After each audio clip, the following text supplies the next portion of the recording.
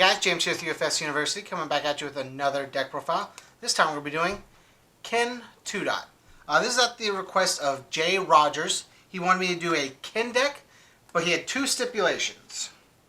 Play Shuri Repa and play Ken 1 Dot. So I tried my best to try and see what I could do with it, so let me show you what I came up with. Okay guys, Ken 2 Dot is a 721 with all fire and void. His first enhance is E, remove the top 2 cards of your deck. Your printed 4 or higher difficulty attack gets +1 speed and +3 damage for each attack removed this way. So you can get a max of 2/6. And then E, remove the top 2 cards of your deck. If this attack shares a name with a card in your remove from game pile, draw 2 cards. So if you remove a copy already from the game, so like if you start out with like 5 attacks in your hand, one of your best things you can do is just get rid of it. Because it just gives you the ability to just play cards and draw cards. So the stipulation for the deck was to play Shuri Repa and play Ken 1 Dot as well. So we're going to skip Shuri Repa for right now. I'll talk about it when I get more to the attacks. And we'll talk about the Ken 1 Dot right now. Ken 1 Dot is a 626. You won't care about that. You'll always say the 721, so it won't matter. But he has 2 abilities. E, your turn. Discard 1 card. Your attack gets stunned 2. So you get rid of the cards you don't need with Ken 2 Dot to give your attack stun 2 with Ken 1 Dot. And then his other ability is E, commit 1 foundation. If your attack is not blocked, draw a card, which you might not use all the time. But if you're trying to get through your deck to kill faster, sometimes you'll use it. It's like having a draw 3 on Ken, which is just nuts in itself. So continue a little bit. Over here, so it don't matter. So to try, since the stipulation was to get Ken 1 Dot, I put some stuff in it to try and get Ken 1 Dot on the board easier. We're playing 2 blueprints. Lets us search our deck for Ken 1 Dot, as well as just commit and stacking Ken 1 Dot, which is pretty nice because you can add it to your hand and then play blueprints after you play it to just automatically add it to your staging area and get to go in, which is just really nice. Getting the ability to just free build a character by just tapping 1 most likely is just nice and simple. Okay, so now we'll get into Shuri Repa. Shuri Repa is a 5/2, has Fury Punch combo, and its combo is for an attack. It's a 5 high for 5, and its combo ability is E, remove 1 kick or punch attack in your card pool from the game. That's the cost, and then the ability is add this attack to your hand after it resolves. So you have your 3 attacks in your card pool. 1, 2, 3. You remove 1, and then add Shuri Repa back. And then all you have to do is play another, play Shuri Repa. Which is really neat because you can start out with Shuri Repa, play another attack, play whatever attack, it doesn't really matter. Play Shuri Repa, combo Shuri Repa to remove the Shuri Repa, and then draw 2 off the Shuri Repa because you had 2 in your hand. Like, you just get the combo with itself if you have the ability to. So everything in this deck is going to revolve around Shuri Repa being 2 attacks and being kicks and punches. But Ken 1 Dot Ken 2 Dot already kind of did that, so it's pretty simple. Because we're playing Ken 1 Dot, I wanted to play some throwback cards. So we're playing 3 Ken Shuriken. It is a 5/3, 4 high for 5 with a 3 high block. It's a punch and a Ken only reversal. It has an all enhance that says if it's not blocked, you draw a card. And then a fire enhance that gives it +2 damage. So it makes it a 4/7. You give it extra stats with Ken 2 Dot. Just makes it really good. I just wanted to put it in here. It's not usually played because it's not as strong as the other stuff, because it costs a little bit more. But I wanted to put it in here because we're playing Ken 1 Dot, so I wanted to put some of Ken 1 Dot stuff in here besides the Shuri Repa, which is also why we're playing 3 Ken's Tatsumaki. It's a kick, multiple 1 combo with any attack, 4/3 with that's a 3 mid for 4 with a 2 mid block. Combo E, this attack and its multiple copies get +2 damage. And then Ken E, this attack gets +1 to its stun rating. So you give it stun 2 with Ken 1 Dot if you have it out, and then you make it stun 3, which is just really nice in general. It's a kick and the Shuriken's a punch, so it just combos with Repa. But all in all, these are just filler attacks because I wanted to play them with Ken 1 Dot. Man, it's really hard to say Ken 1 Dot and Ken 2 Dot in the same sentence, guys. It gets really, really hard. We're going into the more basic Ken 2-dot stuff. Inazuma Kakato Wari. It's a 4-3 with a 3. That's 3 high for 4 with a 2 low block. Has Fury Kick, Stun 2. E, remove the top 2 cards of your deck. Your opponent cannot play actions during this cards during this attack. And then E, remove 2 momentum. You reveal one. Your opponent reveals their hand, and you get rid of 1 card, your choice, and make them discard it, which is really nice. A lot of times you won't have the momentum. This deck Ken 2-dot kills very fast, so you won't have to worry about it too much. But if needed, that's just very strong.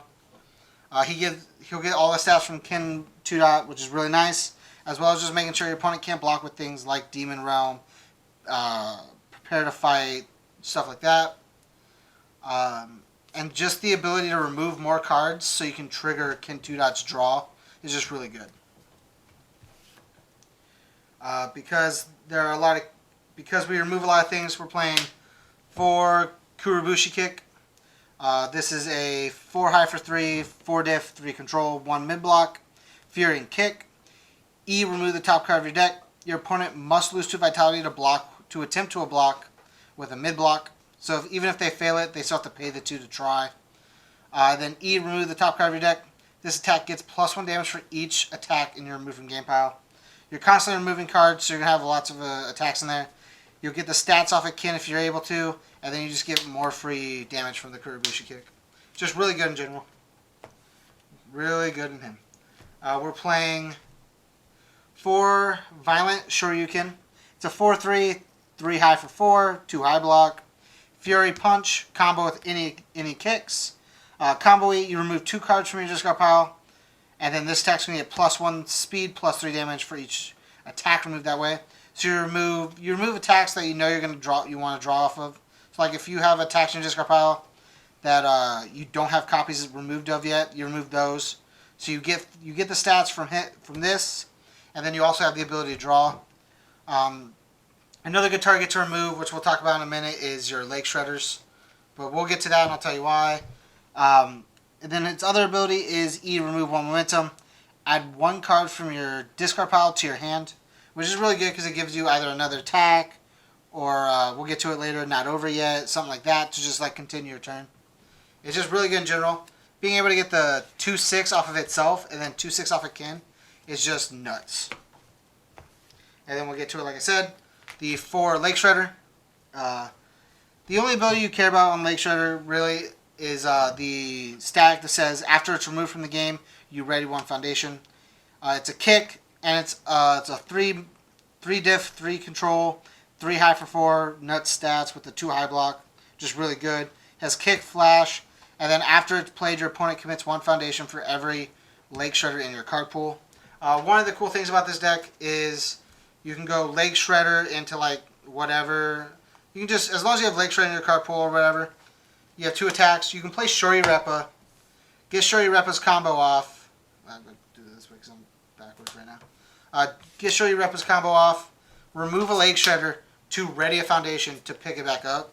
Like it just, because you commit so much, there's going to be a lot of stuff in this deck based around readying your cards, so you can continuously Shuri Reppa if you're able to, which is the idea for the deck. Going in, because we play those flashes, we're playing 1 Showtime. It's once per turn, R, remove 1 flash attack from your discard pile, so you'll get to ready something, and then after your opponent plays a non-keyword ability on an attack, cancel it. So anytime they play any non-keyword ability that you just don't want, you can just remove to basically ready a card and negate something.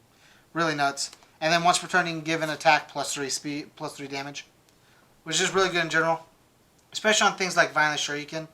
Like if you're giving this thing like 412, like you know you're going to be able to give it the 412, giving it another 3 damage, making it a +4, +15 is just nuts. Making it a 7 for 19, just disgusting. We're playing 4 Not Over Yet. Lets us just at end of change play more cards for free. That's all it's there for. Can also draw your cards on defense, but we're Ken. We don't need to play defense. We're playing 2 Unite. Readies 2 Foundations. Just nuts. Because we give stats with Ken 1 Dot, we're playing 1 Initiate Launch. Its ability is R twice per turn. After a keyword ability is played, ready this foundation. So you'll stun your opponent and then ready your initiate launch, which is just nuts. We're playing 4 Folktale Storyteller.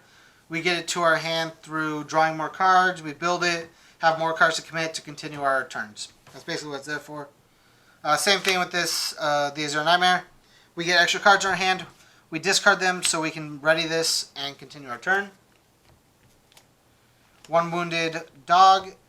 You can, after your opponent's attack is blocked, you get to flip one of their committed foundations, which isn't the ability we like. We like the other ability, which is discard momentum, ready this foundation, playable while committed. So if you don't kill them on the first turn, you do like some small pokes or like they bang your character and just face tank something, but don't kill you on your next turn. Use the momentum just to make sure you can ready something and keep your turn going. God of War. Form once per turn, destroy 1 foundation. Your next check gets +1, playable while committed. So you basically just get to like destroy itself after it's committed to just give +1 to your next check. Again, just to make sure you can pass checks for a while. Because we have stats and we don't want them to take our stats away. We play too overly dramatic. We don't want our opponent canceling our stats or negating our stats. Get all that out of here. Let us play our game. Because we sometimes need to stack certain cards onto our deck to make sure we trigger things. We're playing 4 not over until you die. Lets us stack an attack to where we can mill with or remove with Kin to just make sure we get the removal for the draw or make sure we get the removal for the speed and damage. We're playing 3 I Feel Violent. Gives a max of gives +X, max of 4 for +X speed for every attack removed with a max of 4. So you can give 4 speed to something just by committing this, as long as you have 4 attacks removed.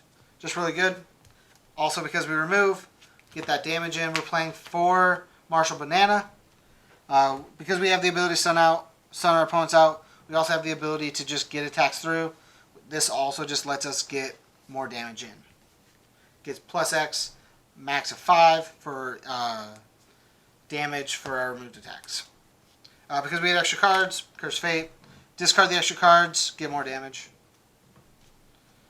Because we want to be able to get attacks in, playing 2 Despise All Evil, get rid of foundations we don't want, make our opponent commit things so they don't just get to face tank forever. To protect our foundations, we're playing 3 Police Connections. It's a 1/6. Says our opponent's not allowed to flip our cards. Basically, that's about it. We prevent our opponent from flipping. Make sure we get to do what we want. And then to have have decent spam and a low block, 3 Push Limits. After you play, your opponent flips a foundation. It's pretty whatever for us. We just want to make good first turn build turns. Well, guys, that was the profile on Kin 1 dot with actually Kin 2 dot stacking 1 dot playing Shuri Repa. A lot of conditions for this deck. This deck's really interesting because I think Shuri Repa is also a really neat way to build Kin 2 dot. I think it has a lot of legs, just so people aren't willing to play the 2 check or the having to play it on a 7. But I think the way it interacts with some of the cards in his kit is just really good. The way you can just keep playing Shuri Repas as long as you can just pass some things. I think it's just really neat. Keeps his progressive low as well as just getting more attacks to just play. If you guys want us to, again, shout outs to Jay Rogers. Great suggestion. I like the intricacy of what I had to do for this. If you guys want to see your profile on the channel, leave it in the comments. Message me specifically. Message Tam, he'll get it to me. Talk to us on Discord. Facebook message us.